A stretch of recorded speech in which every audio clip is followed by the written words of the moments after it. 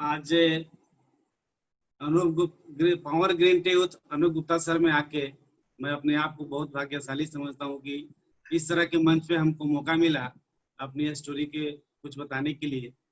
तो अनूप सर का तहे दिल से मैं धन्यवाद देता हूँ कि आज हम लोग को मौका दिए कुछ बात करने के लिए। तो वेलकम। मैं तो अपने बारे में बताऊंगा ही। मैं चाहूंगा कि माय ब्यूटीफुल वाइफ कुछ अपने बारे में पहले बताएं, कुछ शेयर करें। Good morning sir. Good morning sir मैं आप लोग के तहे दिल से अनूप सर, जितेंद्र सर और सारे मेरे सीनियर लोग हैं, सारे लोग को तहे दिल से मैं प्रणाम करती हूँ। Thank you. इस मौके आप लोग दिए हैं कुछ बात करने के लिए। आज बहुत मैं अपने आप को लकी समझ रही हूँ कि इस मंच पे आई हूँ। चलिए, मैम मोतिहारी से रितु रानी मैम, मेरी ससुराल हुई रक्सौल और यहाँ मोतिहारी मैके हुई। और वहाँ मैं 2 बहन और 2 भाई। भाई भी जॉब में है और बहन छोटी है और एक छोटा भाई छोटा है और बड़ा भाई जॉब में है। मेरी अचानक से मैट्रिक की जैसी परीक्षा दी, उसके बाद मेरी शादी हो गई।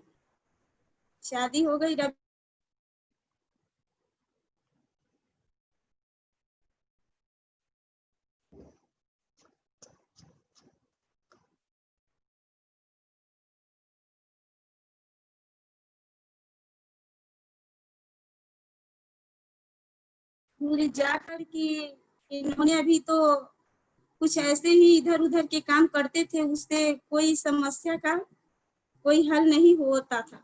लेकिन फिर बीच में धीरे धीरे करते करते करते करते कुछ अच्छा हुआ, कुछ बुरा हुआ। मैं वहाँ अपने ससुराल में तो कुछ समझ नहीं पाती थी 4 दीवार के अंदर कि मैं करूँ से करूँ क्या। मैं भी बहुत एक अच्छे घर से बिलोंग करती हूँ और मैं समझ नहीं पाती थी कि मैं करूँ क्या। ऐसे कि सब लड़कियों के पास सोच रहता है कि मेरी शादी हो, ये हो, वो हो मेरे पास, और मैं ऐसे करूँ, यहाँ जाऊँ वहाँ जाऊँ। लेकिन ऐसा तो कोई सपना पूरा हुआ नहीं। लेकिन बहुत तरह की परेशानी हुई। फिर धीरे धीरे धीरे धीरे जब बच्चे हो जाने के बाद और समस्या गंभीर हो गई। फिर गंभीर होते हुए क्या किया कि हम लोग सोचे कि अब क्या करें हम लोग। चलिए कुछ काम आप ढूंढिए, ऐसे नहीं होगा, काम ढूंढिए, नहीं होगा ऐसे। तो फिर से क्या हुआ, रवि सर देखते देखते देखते देखते नहीं मिल पाता था और छोटे मोटे काम से कुछ ये नहीं होता था। ससुराल में भी सर 3 भाई हैं और 3 बहन हैं। यहाँ से मैं मैके से ससुराल गई तो एक छोटी ननद मिली, 2 छोटे देवर मिले, भाई बहन का प्यार मिला और एक मेरे ससुर जी और सासू माँ, सब कोई बहुत अच्छे हैं लोग, सब कोई का प्यार मिला। फिर वहां से मैं जब ये सब होते रहा तो क्या हुआ सर को काम कुछ मिला नहीं, बहुत समस्या गंभीर हो गई। तो क्या हुआ कि मैं सोची कि अपने भाई के पास फोन की कि भैया कुछ देखिए इनके बारे में, बहुत थोड़ी सी ये परेशानी हो रही है बच्चे होने के बाद। मेरे भैया बोले कि जरूर से मेरी बहन का मन उदास है, जरूर कुछ है बात। तो बोले कि ठीक है, तुम तैयार हो जाओ, कल तुम्हारी विदाई के लिए आ रहे हैं। पापा है, हम लोग को लेके गए, वहां गए तो उसके बाद भाई फोन किए कि रवि जी आप पटना आइए, कुछ ऐसे आयुर्वेद काम में आपको लगाता हूँ, MR की काम है। वहां से ये शुरू किए तो कम से कम ये 10,000 या 8,000 की सैलरी आती थी, लेकिन कुछ हो नहीं पाता था बच्चे से लेके और घर परिवार सब कुछ चलाना। फिर वहां से शुरू हुआ कि बैग ढोते ढोते MR की नौकरी में इनकी जूता एक तरफ से पूरा ये हो गई थी खियाकर और शर्ट के कलर फट गई थी, बैग पीठ पर टांग के धोते धोते। फिर क्या हुआ, एक दिन हमको बोले कि बैग लो, कहीं से आए, रख दो अंदर और पानी लाओ।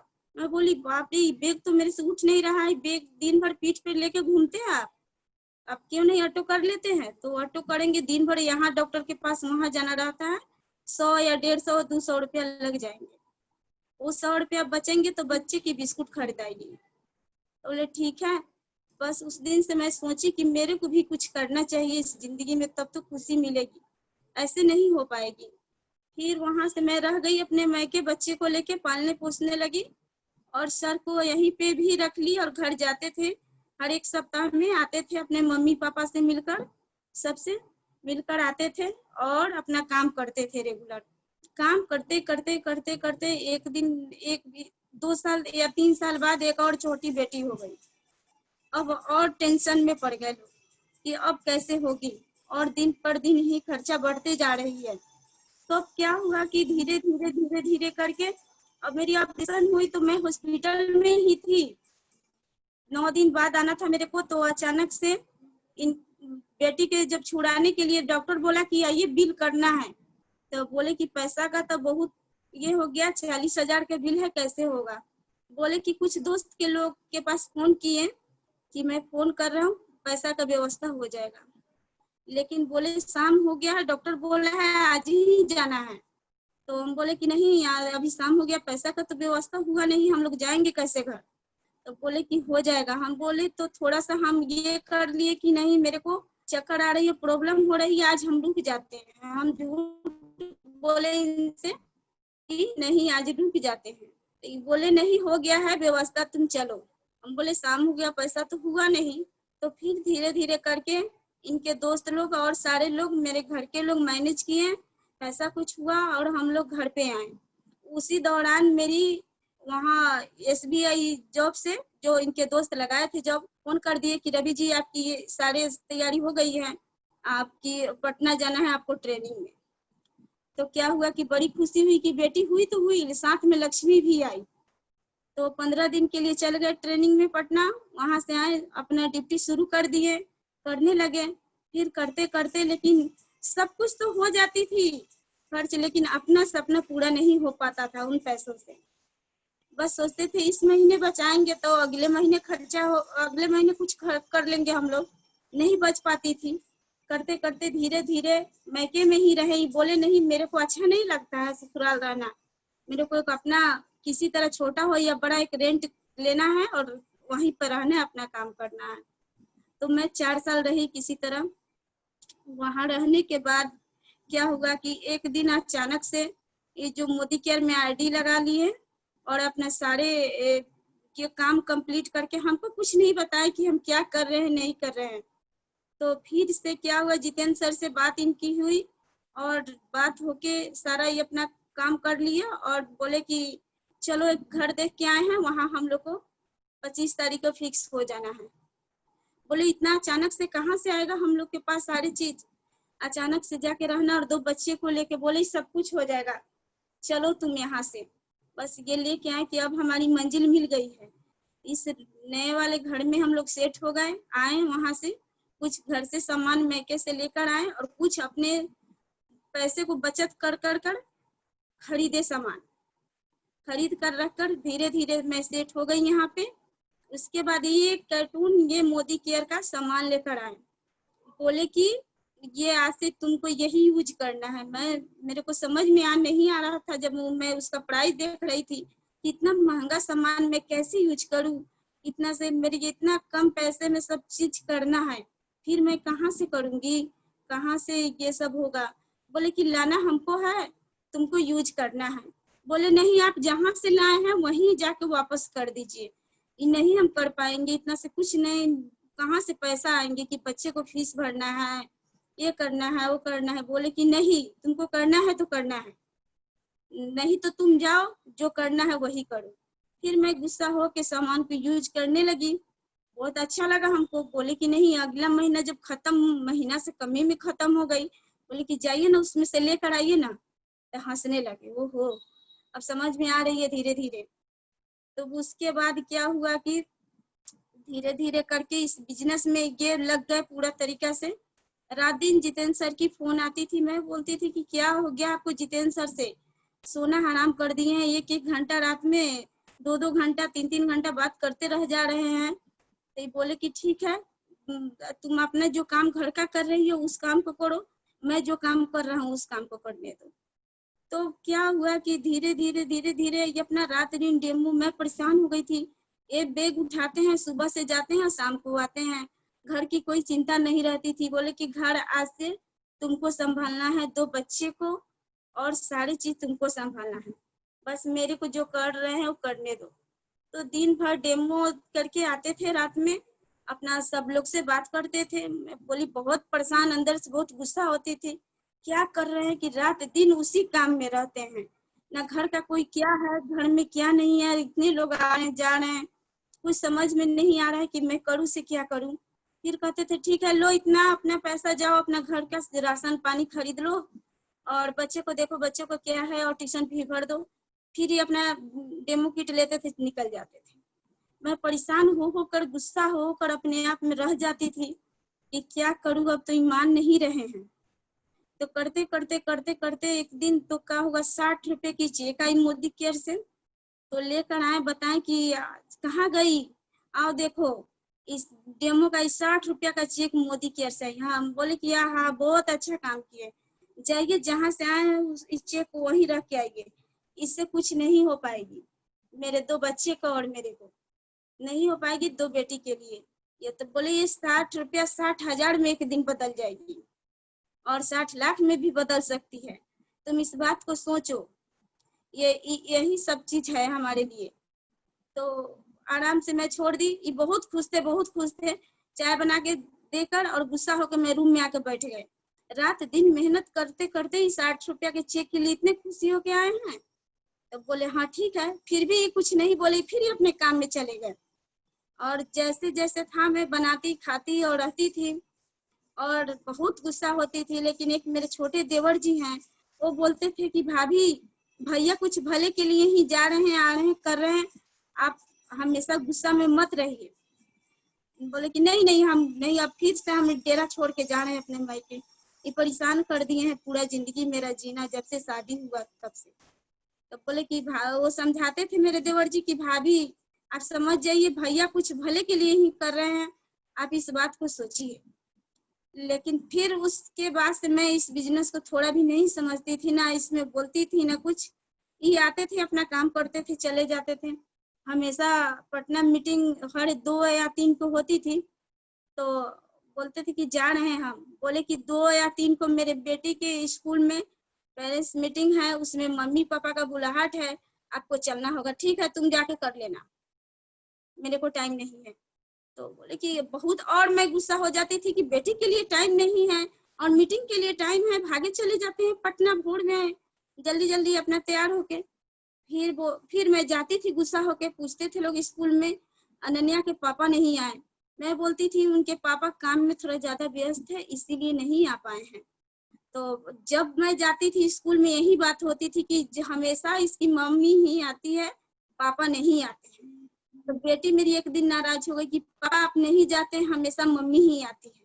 तो बोला ठीक है बेटा, अभी मम्मी को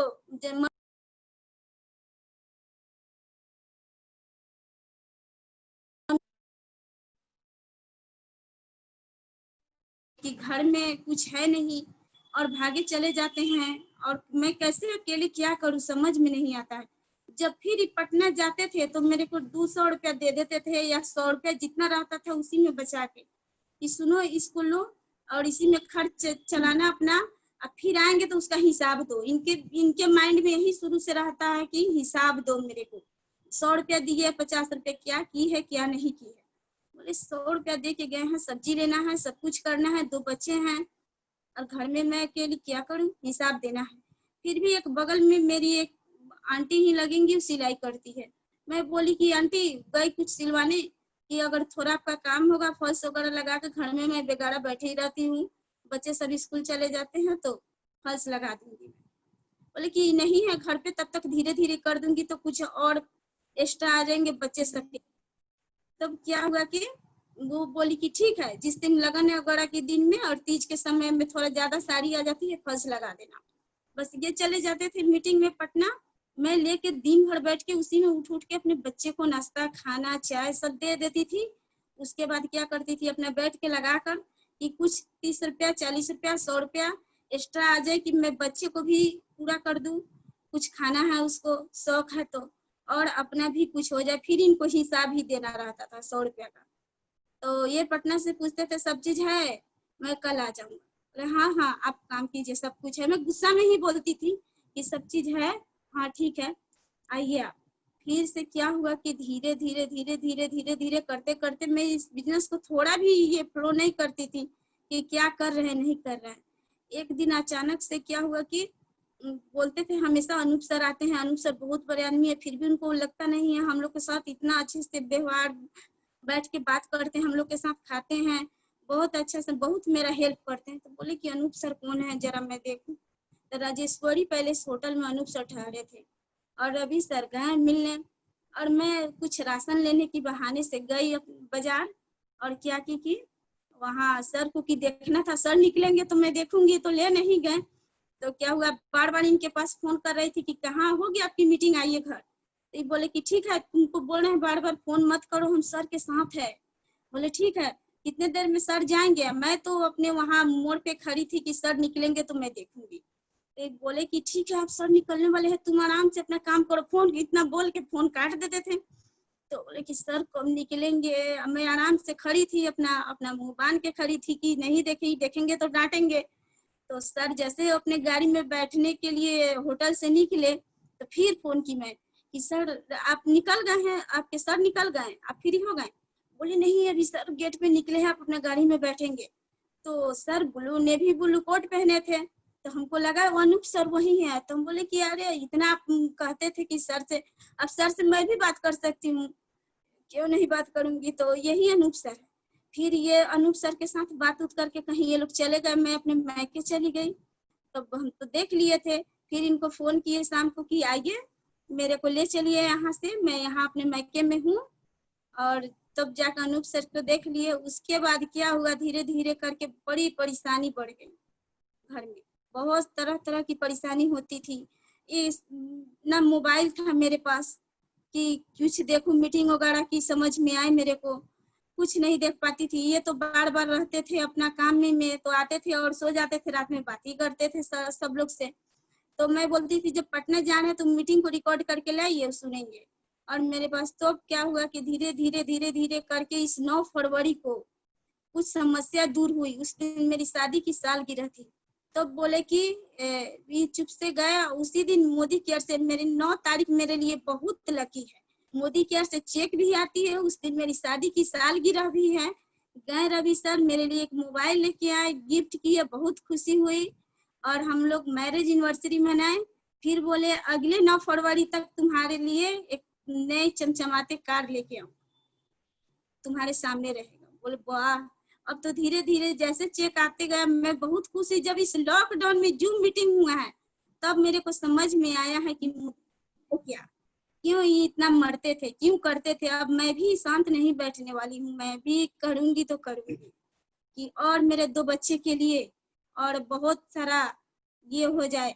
बहुत मेरे को खुशी हुई, रात दिन ये मेहनत। और जब भी मीटिंग सुरेखा मैम की होती थी मोबाइल लेके मैं बैठती थी, दोनों आदमी देखती थी, दौड़ के आती थी कि सुरेखा मैम किस कलर की साड़ी पहनी है, कैसी साड़ी पहनी है।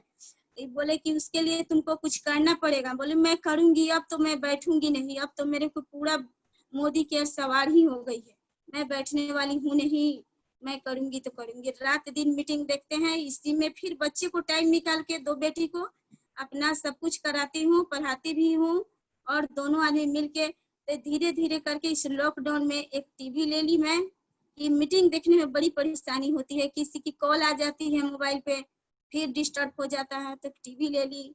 छोटे छोटे जितने सपने थे सारे पूरे होते जा रहे हैं। फ्रिज ली, हर चीज को, और हर बड़े बड़े अब सपने अब ड्रीम में आ ही रहे हैं, पूरा हो जाएंगे। लेकिन इस मोदी केयर की बहुत बहुत मैं धन्यवाद करती हूँ। जैसे हम लोग की मिली जिंदगी तो बदल गई। अब आगे और करना है, और मेहनत करना है, और आगे बढ़ना है।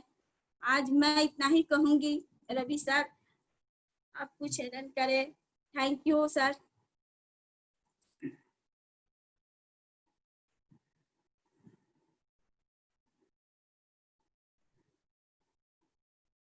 मेरा नाम रवि कुमार हो गया, जैसे आप लोग जानते ही हैं।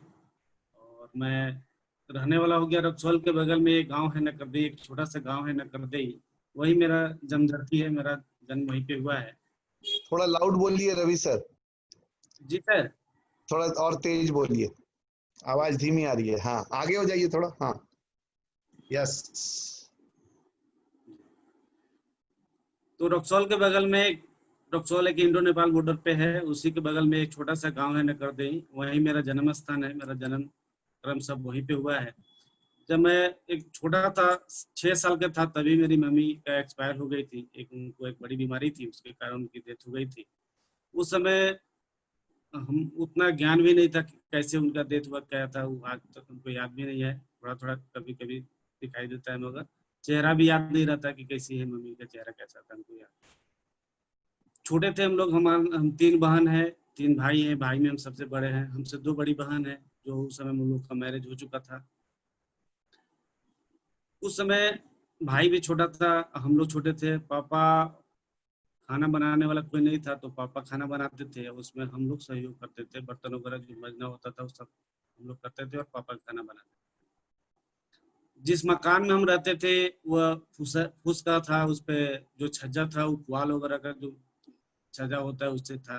बारिश होती थी तो चूने लगता था, और हम लोग रात भर कहीं ना कहीं एक किनारे होके बिताते थे, जो कि वाल का था, तो पानी बारिश में चूने लगता था।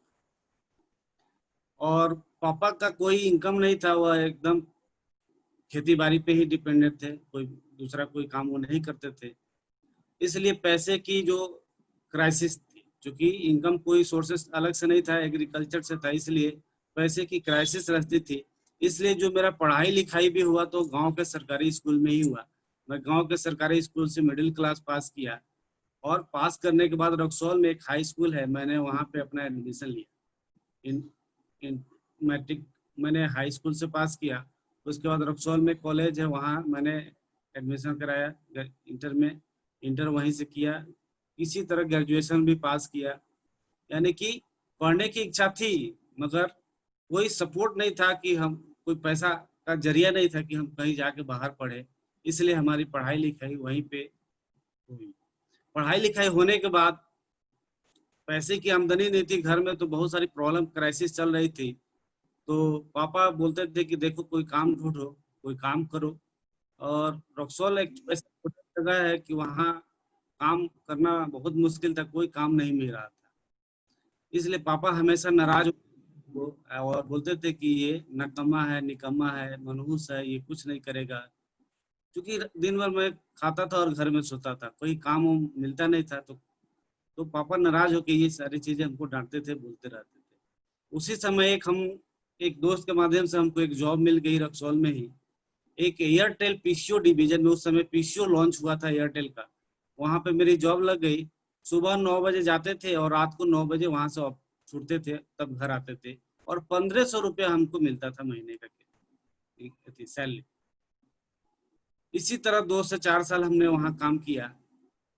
उसी दौरान जब हम इंटर पास किए थे, तो एमबे बिजनेस से हमारे परिचय हुआ था। एक मित्र के माध्यम से एमबे बिजनेस को देखने का मौका मिला था, और एमबे बिजनेस में भी मैंने ज्वाइन किया था। 4400 रुपये उस समय लग रहे थे, वो भी पैसा मेरे पास था नहीं। तो हमने वहाँ पे एक आदमी से कर्ज लेके एमबे बिजनेस को शुरू किया। 1 से 1.5 साल एमबे बिजनेस को खूब किया मेहनत करके, मगर पैसा कभी नहीं आया।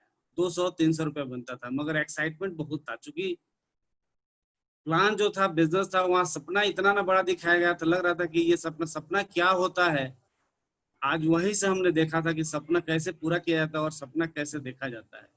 सपना तो वहाँ सब चीज था, बहुत मेहनत किया, मगर कोई सफलता नहीं मिली। फिर उसको हमने छोड़ दिया। छोड़ने के बाद बॉर्डर, रक्सौल एक बॉर्डर है, बॉर्डर पे कई तरीके काम, गैर कानूनी काम भी होते हैं इधर उधर पे। ज्यादातर बॉर्डर के लोग उसी पे दिमाग लगाते हैं, मेहनत करने पे ज्यादा विश्वास नहीं रखते हैं। बॉर्डर पे ज्यादा लोग कहते हैं कि इधर से उधर कर लेंगे तो पैसे आ जाएगा।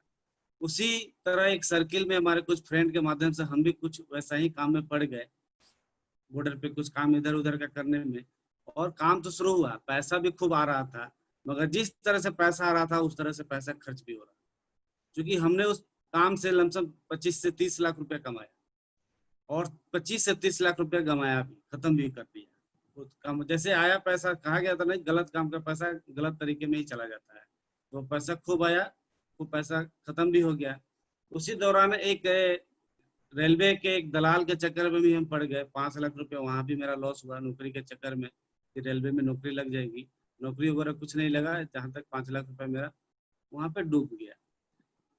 जब काम हो रहा था उसी समय 2010 में मेरी शादी हो गई मिस रितु मैम से, मोतिहारी में मिस रितु मैम आई।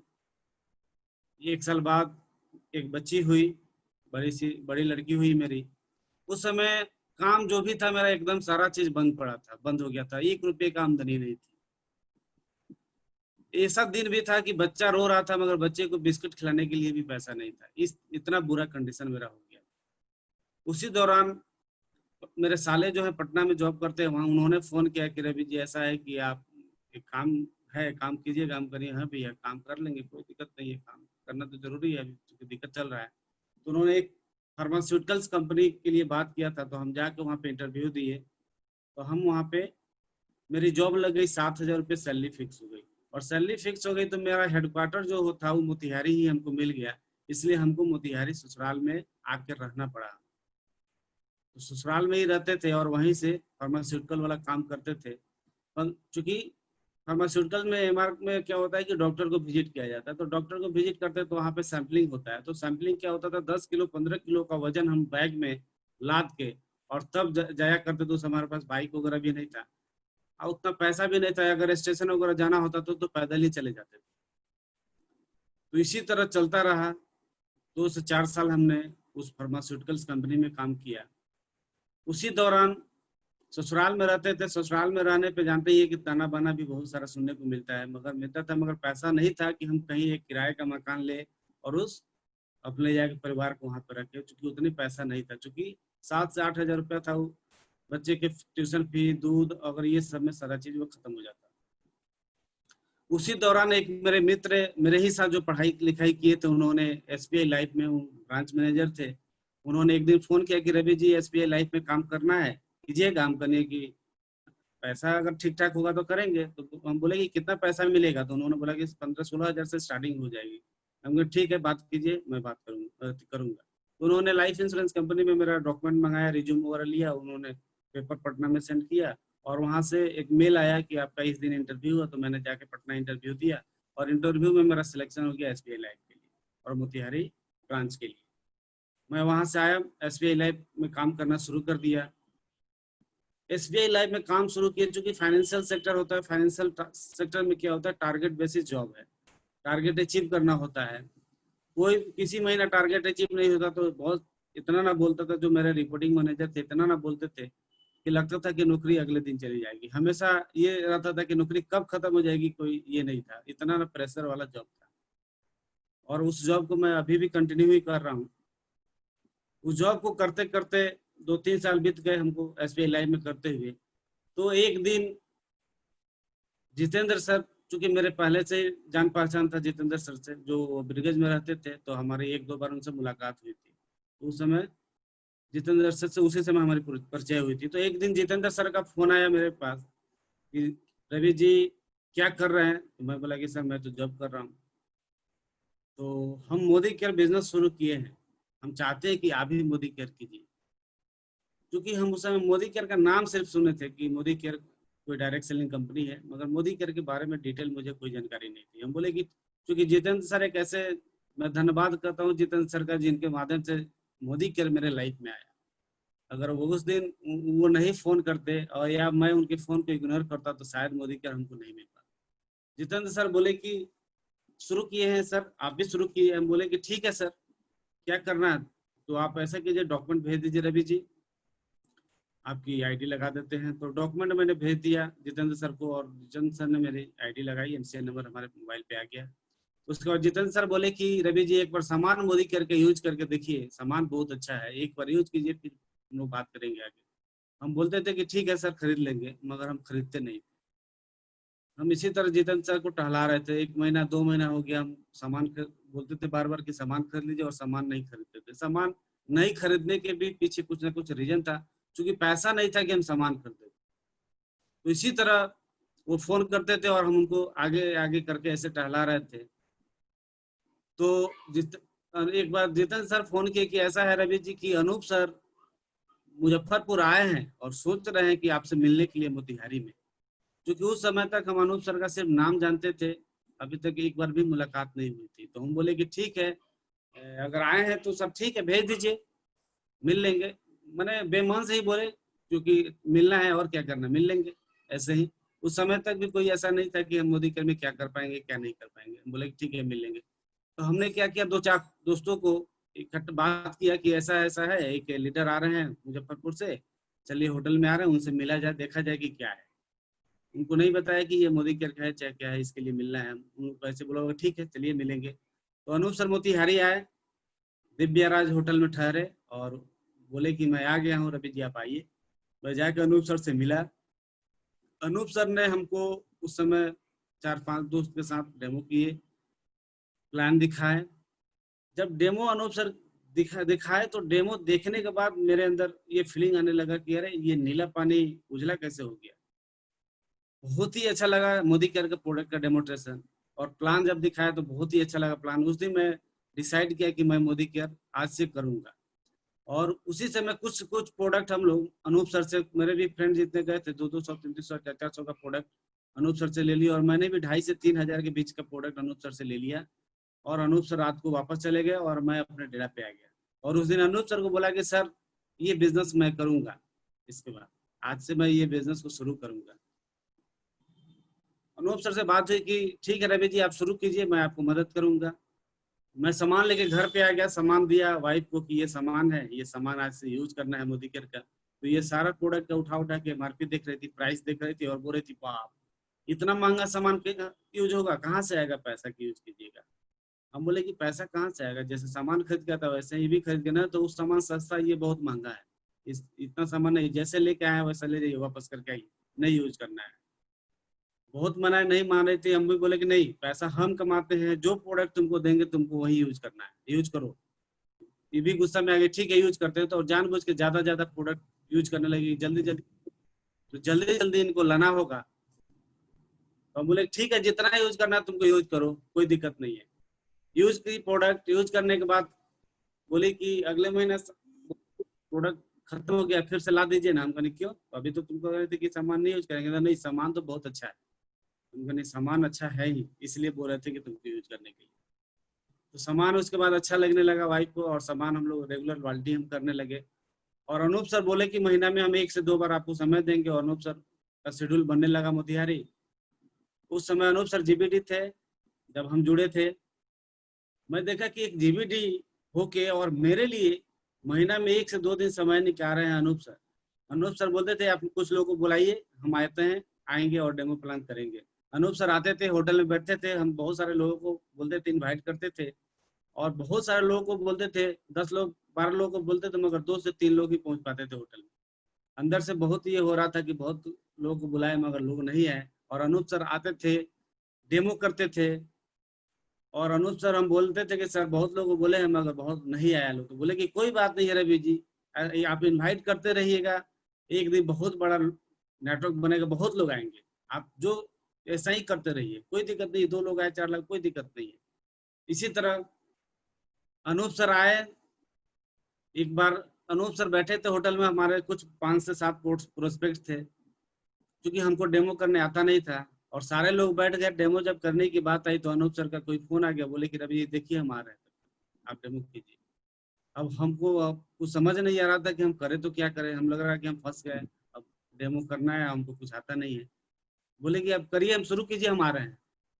अब क्या करें, जितना हम देखे थे उतना डेमो कर दिए, जो भी डेमो था हम सारा डेमो करके कर दिया। और तब अनूप सर आए, बोले कि डेमो हो गया, हम कहे जी हो गया, बहुत अच्छा है। क्योंकि और बाद में बोले अनूप सर कि आपने बहुत अच्छा डेमो किया था उस दिन से। और प्लान अनूप सर ने बताया, उस दिन से मेरा डेमो शुरू हो गया। उसी दिन हमने अनूप सर से डेमो लिया और हमने डेमो करना शुरू कर दिया।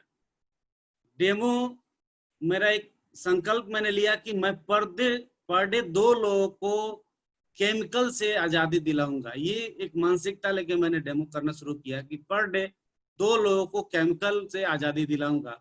और पर डे मैं 2 लोगों को डेमो करता था, पर डे। जिस दिन डेमो नहीं करता था उस दिन मेरा मन भी नहीं लगता था। हम वाइफ को बोलते थे देखो ना आज मेरा मन नहीं लग रहा, आज डेमो नहीं हुआ है। तो बोलती थी जाइए तो कहीं करके आइए। तो फिर बात करते थे कहीं ना कहीं टीम में और जाके हम डेमो करते थे। इस तरह हम लगातार डेमो करना शुरू कर दिए। डेमो किए, उसके बाद हम लोगों को बताना शुरू किए। हमारे जो भी कलीग्स थे जो मेरे साथ जॉब करते थे, जाते थे ऑफिस में भी गए, उन लोग को भी बताया कि मोदी केयर हम कर रहे हैं, आप लोग भी कीजिए, बहुत अच्छा है। दुकान बदलने से ये फायदे हैं, ये इस तरह से जिंदगी हमारी बदल सकती है। मगर उन लोगों ने मजाक उड़ाना शुरू किया और मेरे रिपोर्टिंग मैनेजर को बोल दिया कि सर ये तो मोदी केयर कर रहा है। तो अब सर हर जब टारगेट पूरा नहीं होता था तो बोलते थे अच्छा तुम मोदी केयर कर रहा है इसलिए नहीं हो रहा है, चलो अभी तुम्हारा हम ये कंप्लेन करते हैं ऊपर। लगता था कि अब नौकरी तो जाने ही वाली है। अब मैं ऑफिस में बताना छोड़ दिया था, क्योंकि मैं जानता था कि अगर यहाँ पे कुछ करेंगे तो, क्योंकि ये लोग कर रहा है कि दूसरा भी काम कर रहा है और ये भी काम कर रहा है, इसलिए तुमको नौकरी छोड़ दो, नौकरी काहे के लिए करो, वही काम करो, इसलिए तुमसे काम नहीं हो रहा है। इस डर से मैंने बताना छोड़ दिया। और मार्केट में भी बहुत सारे लोगों को मैं बताया, डेमो किया, बहुत सारे, उसमें से कुछ लोग क्या बोलते थे कि रवि जी आप तो भले अच्छा SBI लाइफ में जॉब कर रहे हैं, काहे के लिए सब धंधा में पड़े हुए, सब थोड़े चलता है।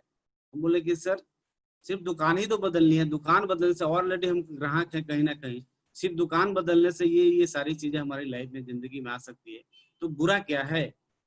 बोलते थे वो तो ठीक है मगर आपके लिए ठीक नहीं है, आप बहुत अच्छा जॉब में हैं, जॉब कीजिए, अच्छा रहेगा। बहुत लोगों ने हमको नो बोला, ना बोला, मगर अनूप सर से रेगुलर बात होती थी, अनूप सर से बात होके हम लोग चार्ज हो जाते थे, निगेटिविटी जो भी आती थी वो खत्म हो जाती थी। और जब मैंने ज्वाइन किया, जब 13% पे हम पहुंचे, तो पटना में एक सिस्टम ट्रेनिंग हर 2 तारीख को होती थी। जब से मैंने 13% अचीव किया, तब से आज तक जब भी मीटिंग होती थी, अभी कोरोना की वजह से नहीं हो रही है, जब तक मैंने एक भी मीटिंग को, एक भी सिस्टम ट्रेनिंग को मैंने मिस नहीं किया, वो सारे सिस्टम ट्रेनिंग को मैं अटेंड करता था। और उस तरह धीरे धीरे आगे बढ़ते रहे, डेमो करते गए, आगे बढ़ते गए, टीम बनता गया।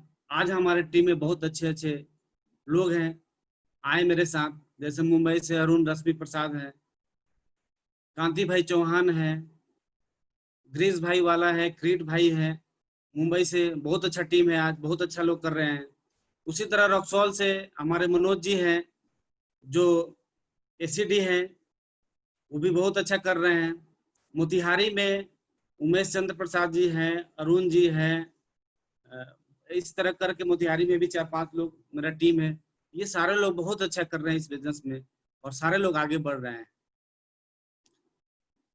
तो इस तरह सिस्टम में आके हम लोग आज इस लेवल पे डायरेक्टर बने, सीनियर डायरेक्टर बने, SCD बने, आज प्लेटिनम बन गए।